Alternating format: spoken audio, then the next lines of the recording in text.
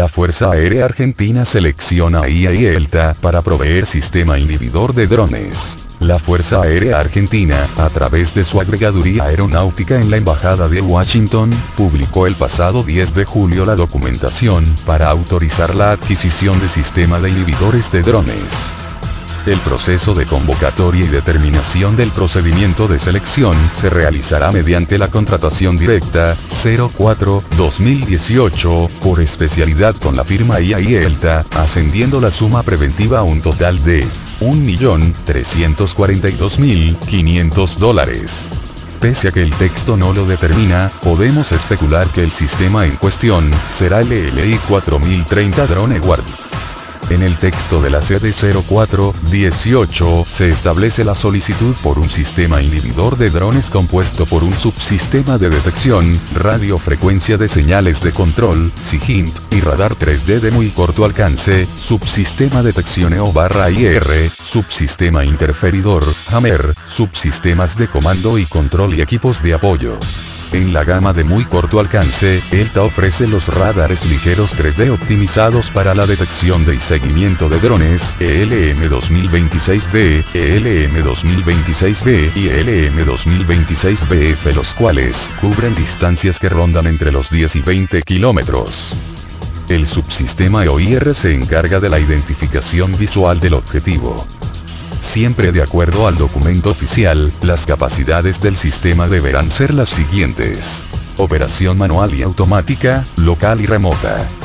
Receptores/transmisores deberán ser multiseñal, digital y banda ancha.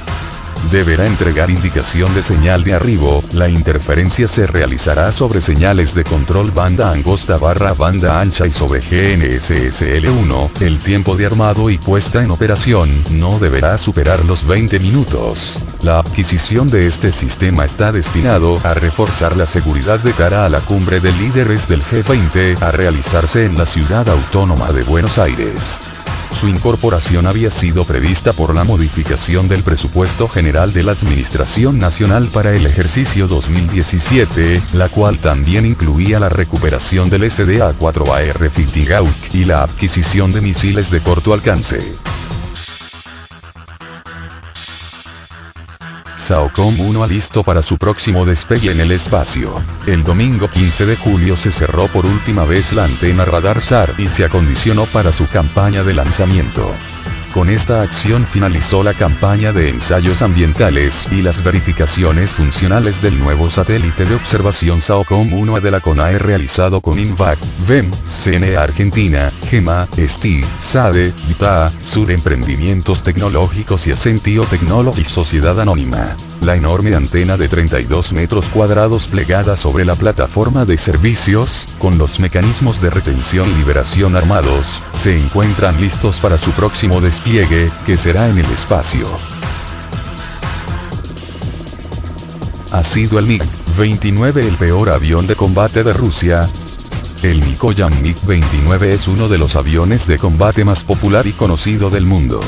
Actualmente presta servicio en las Fuerzas Aéreas de la CEI, Comunidad de Estados Independientes, la organización supranacional compuesta por 10 de las 15 exrepúblicas soviéticas, y en algunos países como Argelia, Bangladesh, Corea del Norte, Perú, etc., junto con algunos países de la OTAN. Es el quinto avión de combate más común del mundo. A pesar de su popularidad, desde hace tiempo se ha considerado que el diseño tiene algunos defectos significativos y en consecuencia ha visto perder numerosos combates cuando se ha enfrentado a los diseños occidentales. A medida que la United Aircraft Corporation de Rusia intenta modernizar y poner a la venta el caza de cuarta generación MiG-29, bajo el nuevo nombre de MiG-35, se plantea la pregunta: ¿se puede salvar el MiG-29? Cuando el MiG-29 entró en escena por primera vez en la década de 1980, fue concebido como un avión de combate de superioridad aérea de gama baja que podía adquirirse en mayor número a un coste menor, a diferencia del Su-27, que se consideró la solución de gama alta. Mientras que el Su-27 Flanker no tuvo ninguna exportación hasta los últimos años de la Unión Soviética, el MiG-29 ya estaba destinado a la exportación cuando todavía estaba en desarrollo. Como tal, el MiG-29, MiG-29 Fulcrum, en denominación OTAN, carecía de muchos sistemas avanzados que se encontraban en el Sukhoi Su-27 como su capacidad de radar, radio de combate, limitaciones en electrónica, controles analógicos tipo reloj, etc. Mientras que el Su-27 presentaba un avanzado sistema computarizado fly-by-wire que permitía una estructura aerodinámica estable, el MiG-29 a pesar de un diseño similar del motor y de las alas, no lo tenía, sino que dependía de un sistema tradicional de superficies de control hidráulico. El MiG-29 también contenía un radar menos potente y tenía mucho menos combustible interno en relación con el Sukhoi. Sin embargo, los dos aviones fueron similares en muchos aspectos. Ambos se centraron en armamento de búsqueda de calor, con sensores bulbosos de búsqueda y seguimiento infrarrojo, IRST, en la nariz de ambos aviones. Estos se integraron con el avanzado misil R-73 de empuje vectorial, que podía acoplarse a una mira montada en el casco que permitía al piloto fijarse en un objetivo simplemente mirándolo. A pesar de estas similitudes, la naturaleza de gama baja del diseño limitó las capacidades del MiG-29 para llevar a cabo el combate a un alcance visual superior, BVR. El radar de menor potencia limitaba la capacidad del avión para buscar y fijar objetivos a cierta distancia, y el avión solo presentaba 6 puntos externos de armamento. Esta versión inicial del MiG-29 puede ser llamada la versión 9-12 y fue exportada a los países del Pacto de Varsovia. Las versiones posteriores del MiG-29 resolvieron algunos de estos problemas. El MiG-29S-9-13, construido para uso doméstico, presentaba un radar mejorado que podía disparar el misil aire-aire de localización de radares activos R-77 y aumentar el número de puntos de armas externos a 8. Casi al mismo tiempo que se completaban estas actualizaciones, la reputación del MiG-29 estaba a punto de recibir una derrota. Aunque los números exactos son inciertos, a los MiG-29 iraquíes 9-12S no les fue bien contra el poder aéreo de la coalición durante la Operación Tormenta del Desierto. 8 años más tarde, los MiG-29 yugoslavos, también 9-12, sufrieron pérdidas significativas al enfrentarse a la potencia aérea de la OTAN sobre los Balcanes. Mientras que Rusia obtuvo una segunda ola de exportaciones a países africanos y asiáticos en la década de 1990, la mayoría del tipo MiG-29C, un MiG-29S degradado para la exportación, su futuro parece estar en peligro. La mayoría de los antiguos MiG-29 del Pacto de Varsovia están ahora en manos de los países de la OTAN, por lo que, naturalmente, no tienen futuro en el servicio. Polonia ha mantenido sus MiGs en servicio en gran medida mediante el desarrollo de su propia industria artesanal, que realiza revisiones y reparaciones. Pero incluso ahora, Polonia está tratando de retirar el MiG del servicio y probablemente lo reemplazará con el F-16. Para otros clientes de exportación, los mayores rivales del MiG son las variantes del Su-27. Mientras que los llamados MiG-29 de segunda generación como el MiG-29M y MiG-29SMT, tecnología MiG-29M aplicada a fuselajes 9-13, elevaron el nivel de aviónica hasta el de las variantes contemporáneas del Su-27, estas actualizaciones no han resultado baratas. Además, las actualizaciones de SMT tienen revisiones mixtas de calidad. En particular, la Fuerza Aérea Argelina que canceló su pedido de MiG-29 SMT a favor de más Su-30MK. Ahí radica el problema para el MiG-29. Si bien puede alcanzar el mismo nivel de características que el Su-27, el coste de actualizarlos a ese nivel hace que el coste unitario se aproxime al de las variantes mejoradas del Su-27. El coste de un Su-30MK2 se estimó entre 35 y 37 millones de dólares en 2013, y el coste de un MiG-35 es de unos 46 millones de dólares. mientras que las variantes recientes del Su-27, como el Su-35, tienen precios de alrededor de $80 millones. Estas variantes tienen radares AESA y motores vectoriales de empuje avanzados, características que se eliminan del MiG-35 por razones de coste. En combate, el Su-27 ha superado constantemente al MiG-29, ganando un 5-0 contra el rival durante la guerra entre Eritrea y Etiopía.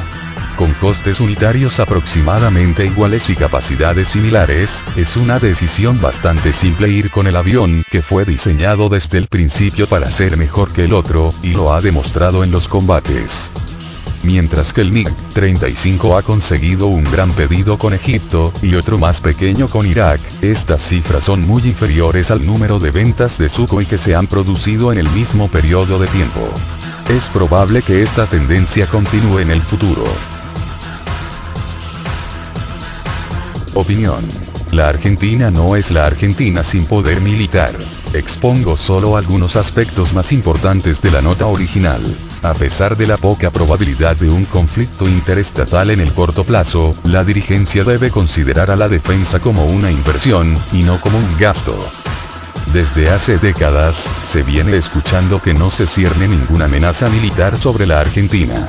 Entonces, ¿para qué tener fuerzas armadas? Esta es la gran pregunta en el debate político-militar. La afirmación sobre la ausencia de amenazas es muy discutible. Sin embargo, tomándola como cierta, la respuesta es simple. Las Fuerzas Armadas deben asegurar la proyección del poder del Estado hasta el último rincón de aquellos espacios que reclama como suyos.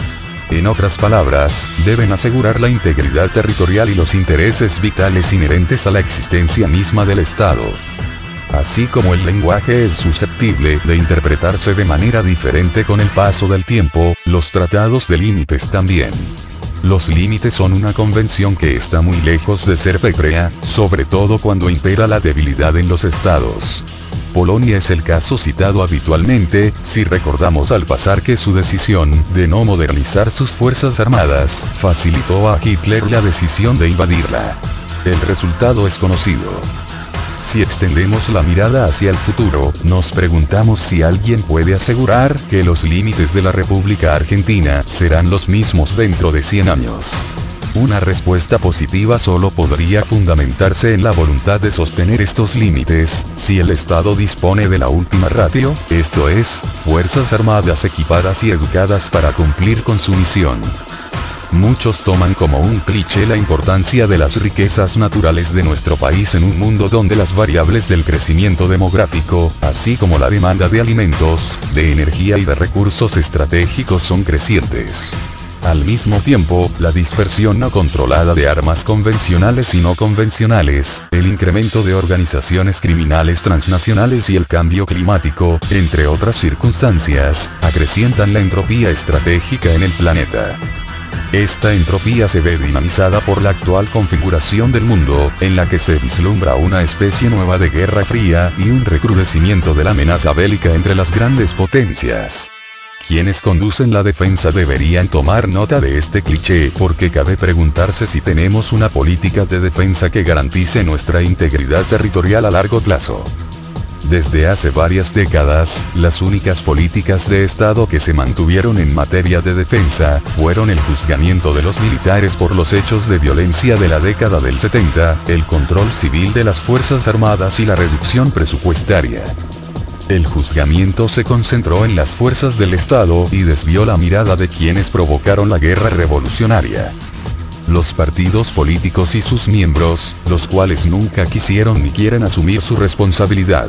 El control civil es un principio fundamental del funcionamiento democrático, pero fue utilizado para humillar a los militares y para ajustar la tercera política, la reducción presupuestaria, hasta los límites de la inanición. Una rápida mirada sobre la Argentina nos permite ver tres países. Al norte, un país pobre. En el centro, un país rico. Y al sur, un país continental y marítimo vacío.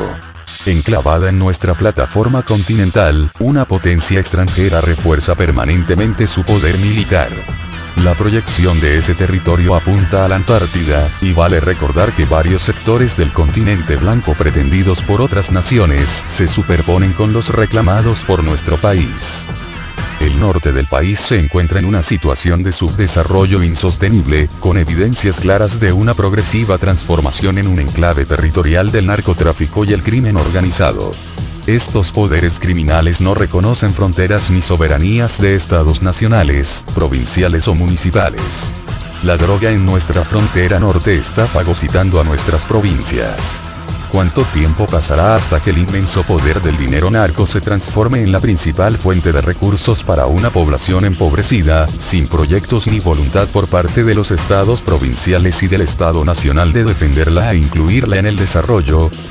La dirigencia política apuesta al crecimiento y desarrollo porque está convencida de que la Argentina atraerá inversiones e irá licuando el déficit fiscal, que desequilibra todas las variables de la macroeconomía.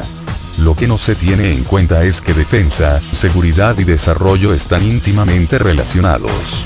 La capacidad de la defensa incrementa la seguridad del Estado y lo fortalece como actor estratégico, otorgándole mayor libertad y confiabilidad internacional para promover el desarrollo humano. Al observar las democracias fuertes en el mundo, Estados Unidos, Francia, Alemania, Gran Bretaña, Canadá, Australia, etc., se advierte que sus sistemas de defensa son fuertes.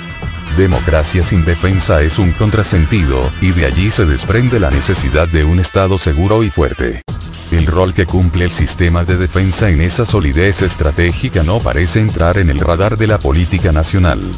Es tal el nivel de desconocimiento, ideologización y visión cortoplacista que nadie parece saber qué hacer con las Fuerzas Armadas. La defensa es una inversión, no un gasto. No se la puede improvisar con un par de buenas cosechas. Remontar un sistema de defensa que garantice a largo plazo la supervivencia de la nación exige un gran esfuerzo, y es preciso comenzar hoy. Se tiene conciencia de las energías materiales y espirituales que deben ponerse en juego para tener fuerzas armadas eficientes, con una doctrina moderna y capaces de interoperar con otros estados. Cerramos este artículo con una opinión personal que debería debatirse en las áreas de poder con responsabilidad sobre la defensa. La tarea de reconstrucción de nuestro sistema de defensa debe ser una política de Estado, que debe comenzar por definir con claridad los desafíos estratégicos que involucran a la defensa, los que, a nuestro entender, son los siguientes. 1.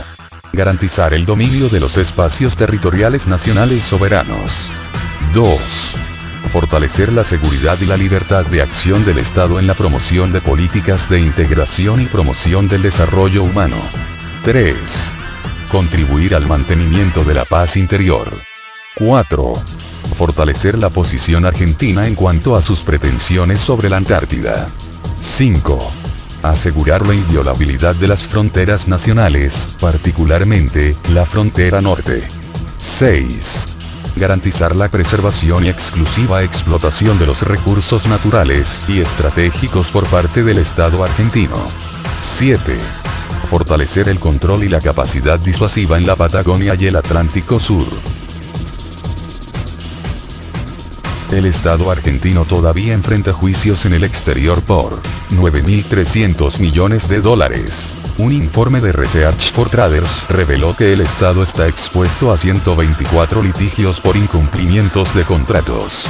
Los litigios contra el Estado encarnan un potencial daño económico. Los datos que maneja el gobierno sobre la cantidad de juicios internacionales contra la República Argentina y los montos oficiales estimados de cada uno de ellos es alarmante.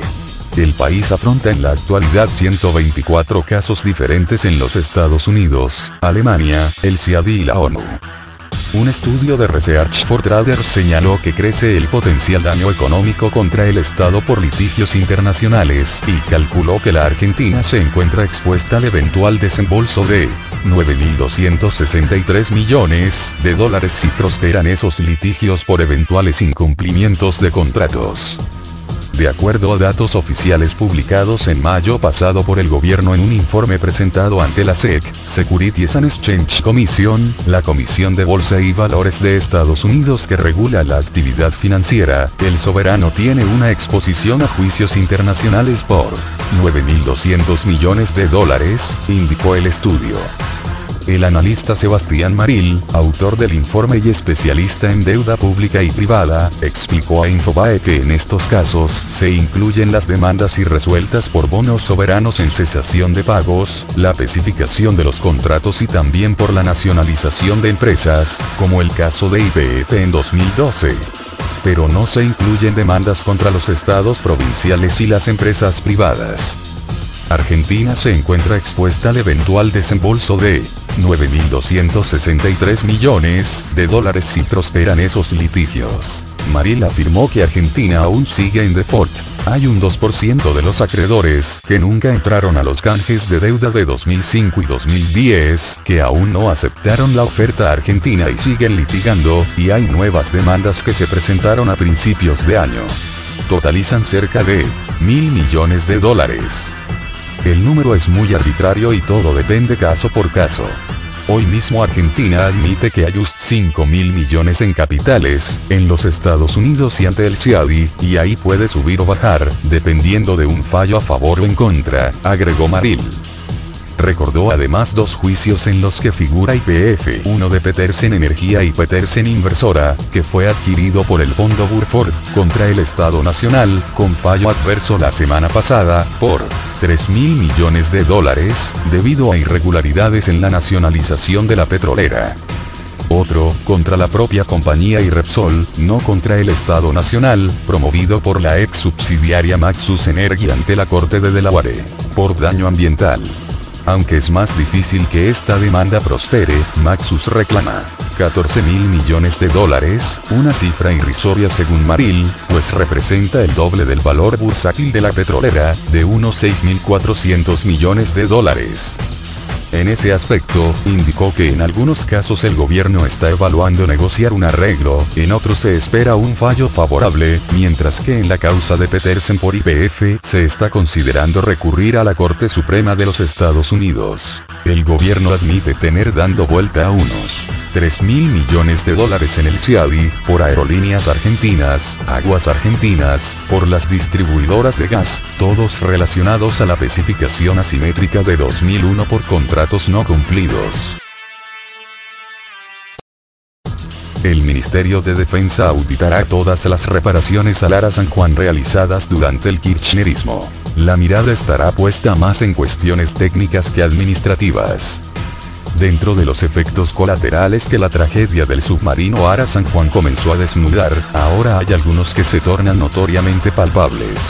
Sin lugar a dudas el más importante tiene que ver con la profunda revisión de todo lo actuado en materia de licitaciones, reparaciones y procesos de adquisición de repuestos, realizados por cuenta y orden de la Armada o del Ministerio de Defensa por intermedio de sus organismos dependientes, Tandanor y Sinar.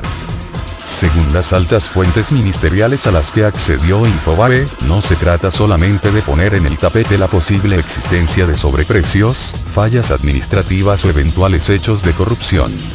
Queremos ver en especial para el caso del submarino, los aspectos técnicos de cada proceso contratado para encarar la reparación de media vida. Desde la decisión de reparar las baterías en lugar de cambiarlas íntegramente, hasta la calidad y modo de instalación de los sensores de fallas, los de acumulación de gases y todo lo que hace a la seguridad náutica de la embarcación, señalan en la sede ministerial de la calle Azopardo 250. La medida no abarcará solamente a funcionarios políticos o técnicos. Defensa maneja la teoría de que todo lo relacionado con las tareas de reparación de unidades navales debió haber sido auditado en forma indelegable por personal militar especializado. La Dirección General de Material Naval y la Oficina Naval denominada Proyecto Submarino tendrán que rendir cuentas para deslindar su propia responsabilidad. dando por sentado el buen desempeño de los técnicos y operarios de la industria naval, que aportaron su mano de obra en las tareas de reparación realizadas tanto en el rompehielos Irizar como en el Ara San Juan, comienzan a encenderse luces amarillas sobre varios elementos colocados a bordo del submarino en reemplazo de los originales, así como algunas reformas menores en la estructura interna de la nave, en especial en los bancos de baterías. No se está acusando a nadie, pero queremos ver todos los detalles con la justificación técnica correspondiente en cada caso, indicaron las fuentes. Ante esta situación y siempre conforme a lo expresado desde el entorno ministerial, se sostiene que luego del fracaso de la licitación convocada mediante los mecanismos tradicionales, y que fuera anulada a partir de la denuncia que realizó una de las querellas que representan a las familias, se delegó la realización de un nuevo proceso de compulsa de precios, pero súper abreviado, a la propia Armada. El viernes pasado el Ministerio de Defensa ha dado precisas directivas a los altos mandos de la Armada para que el procedimiento no sufra más dilaciones. Lo que la Marina tiene que hacer es proceder a la elección de la firma que será contratada para buscar finalmente los restos de la malograda nave, partiendo de una serie de entrevistas con los representantes de cada firma para luego volcar en un simple cuadro comparativo con las fortalezas y debilidades de cada una. Se están tardando más de la cuenta, apuntan los asesores ministeriales. Puerto Rosales. La visión de ser actores del desarrollo. La región cuenta con recursos portuarios, de zona franca, humanos y logísticos como para ser protagonista de la transformación que se avecina. Estamos localizados en un punto geográfico vital para la provincia de Buenos Aires. Podemos ser el mayor hinterland de la Argentina si pensamos en puertos, zonas francas o subzonas aledañas y espacios libres muy provechosos para áreas de logística. El momento es el mejor en relación a la importancia que los diferentes organismos de nación y la provincia le están dando a esta región, reforzado esto con gestiones portuarias y de ZF que avalan a este enfoque gubernamental, donde se busca trabajar en simultáneo y coordinado con los municipios, aduana, migraciones, SENASA, prefectura, armada, esencialmente. Los puertos y la zona franca deben seguir apuntando a un trabajo en conjunto para facilitar la llegada de clientes que operen en esta región. Aquí la posibilidad de disponer de puertos y zona franca, Bahía Blanca más Coronel Rosales, es un factor que nos diferencia de la mayoría de los nodos logísticos argentinos. Esta notable herramienta podrá contribuir a ser más competitivos en el país.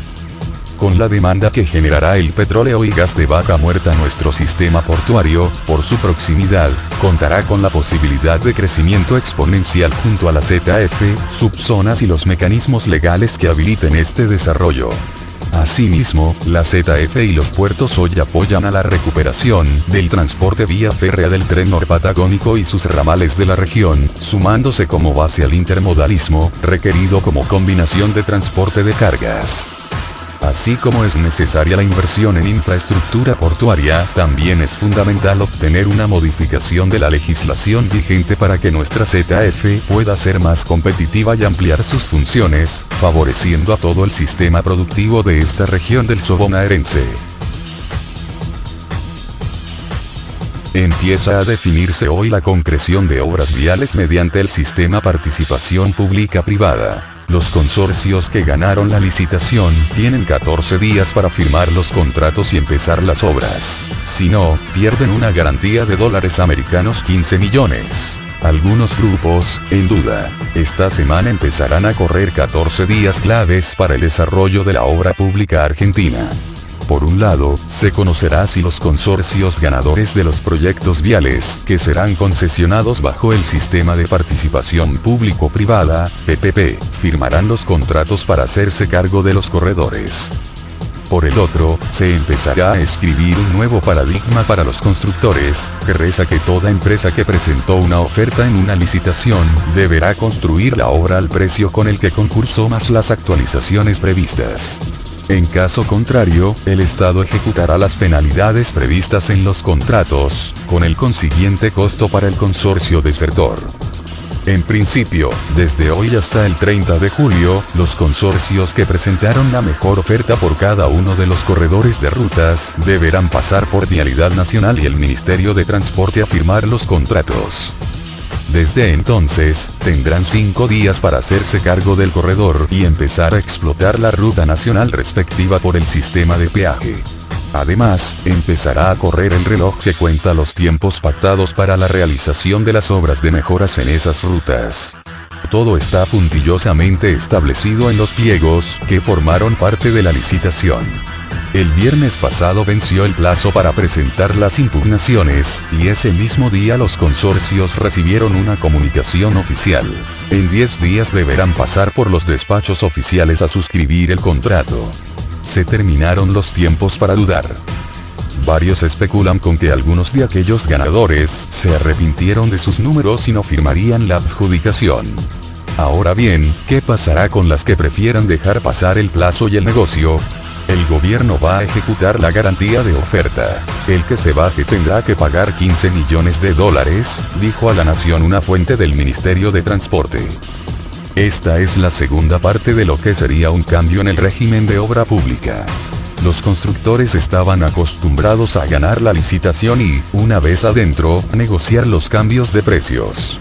Pero cerca de la oficina del ministro Guillermo Dietrich y en Vialidad Nacional están dispuestos a romper aquella regla. Históricamente, en la obra pública no importaba demasiado el precio de entrada. Servía para ganar y ni siquiera había sorpresas. Gran parte de los proyectos que se construían en el país tenían el candidato a ganar grabado con sello de agua incluso antes de que se abrieran los sobres con los pliegos. Luego, los procesos de adecuación de precios, esmerilados muchas veces por la inflación, y las renegociaciones constantes eran lo que marcaba la relación entre el licitante y el ganador del concurso. El último capítulo de esta novela de la infraestructura argentina terminaba con las obras detenidas o ralentizadas. Si alguno se cae, vamos a ejecutar la garantía y después relicitaremos. Habremos perdido 2 o 3 meses. Será una pena, pero es preferible a que entren y después queden a mitad de camino, dijo una alta fuente del Ministerio de Transporte. A pesar del repunte de la pesca, la economía del mar representa menos del 1% del PBI, la actividad viene de 2 años muy buenos, pero tanto la industria naval como los astilleros tuvieron mejores momentos. En los últimos 2 años, por ejemplo, la pesca se destacó en términos económicos. Entre 2015 y 2017, según datos del INDEC, la actividad de esa industria creció un 14%, pero sigue representando apenas un 0,4% del PBI. Sin embargo, el potencial de los sectores marítimos es algo reconocido por las principales figuras del sector privado y del público. Sin ir más lejos, el presidente Mauricio Macri visitó el viernes pasado un astillero en Mar del Plata luego de la reunión de la Mesa de Competitividad Pesquera, que él mismo encabeza. El impulso de la pesca y el apoyo que demuestra el gobierno actual en ciertos aspectos no alcanza para compensar décadas de políticas públicas mal administradas. Luego que el Estado proveyera el primer impulso en el área naval, introduciendo en 1967 el crédito naval, desde los 80 se viene experimentando un proceso de deterioro general. Esta industria se mantiene en un estado de subdesarrollo, forzado por malas políticas públicas, contrarias a las exitosas en el resto del mundo, explica Raúl Podetti, ingeniero naval y miembro de la Federación de la Industria Naval Argentina. De acuerdo a los datos relevados por este ingeniero naval, hay un claro punto de inflexión a partir de 1980. Desde entonces hasta la actualidad, se perdió el 90% de la actividad industrial y se pasó de unos 400 millones de ventas de valor industrial naval a menos de $38 millones. No solo eso, además el sector pasó de representar un 0,26% del PBI al 0,007% de estos días. Si se cambiara el rumbo de la política de Estado y se le diera posibilidades reales competir a la industria naval nacional, el potencial de recupero sería enorme, asegura Podetti. Se calcula que se podrían volver a tener 60.000 puestos de trabajo a lo largo de la cadena industrial naval y superar los 600 millones en ventas cada año. Actualmente la Marina Mercante Argentina se encuentra atravesando una crisis profunda, la cual trajo aparejada amarres de buques, y posiblemente, en el corto y mediano plazo se desafecten embarcaciones de la bandera, con los consecuentes despidos de tripulantes, expresan desde la Federación de Empresas Navieras. Debido a eso, agregan, entre 2016 y 2017 y por pedido del gobierno, los armadores argentinos redujeron las tarifas de sus servicios sin tener como contrapartida ninguna disminución de sus costos operativos, algo que afectó a los remolcadores de empuje, remolcadores de maniobra portuaria, buques de transporte de combustibles y buques de granos y containers.